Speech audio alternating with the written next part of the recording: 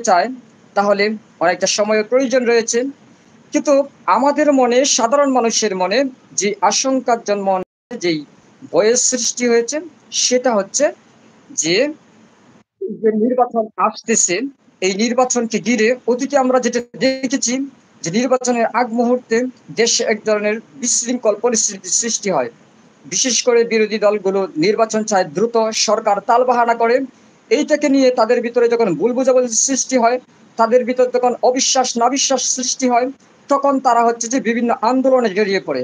বিভিন্ন ইস্যুকে কেন্দ্র করে তারা রাস্তায় নেমে পড়ে, রাজপথকে উত্তাল করে তোলে এবং হচ্ছে যে অনেক বেশি মানুষের প্রাণহানি হয়, মানুষের অর্থের ক্ষতি হয়, মানুষের অঙ্গ-প্রত্যঙ্গ নষ্ট হয়ে যায়, কেউ হাত-পা হারায়, কেউ চোখ হারায়, কেউ পঙ্গু হয়ে যায়। এইরকম নানান রকম সমস্যার সৃষ্টি হয়।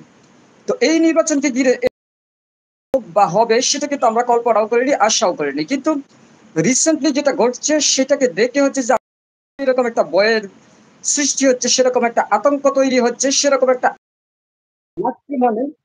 কেননা আমরা দেখছি যে বিএনপির মতো বড় রাজনৈতিক দল বলছে খুব দ্রুত নির্বাচন দেওয়ার জন্য, ডিসেম্বরের ভিতরে নির্বাচন দেওয়ার জন্য, নতুবা সরকারকে বাধ্য করা হবে। তাদের ভাষায় তারা খুব সরকারকে আক্রমণাত্মক কথাও বলেছে। এমনকি বিএনপির কিছু নেতা বলেছে যে বাপ বলে নির্বাচন দিতে বাধ্য হবে। দুঃখিত। তো এইরকম কথা যখন চলে আসে তখন কিন্তু খুব সহজেই বোঝা যায় যে বিএনপির এই সরকারের প্রতি আস্থা নেই, অন্তত নির্বাচনকে ঘিরে।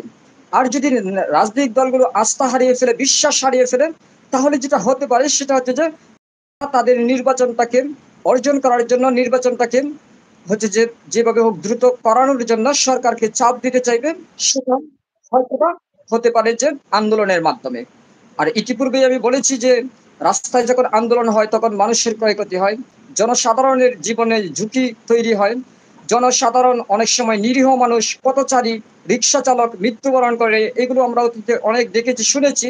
সো সেইরকম কোনো পরিস্থিতি তৈরি হোক সেটা কিন্তু আমরা সাধারণ মানুষ হিসেবে কখনোই চাই না। এইটা তো গেল একটা দিক।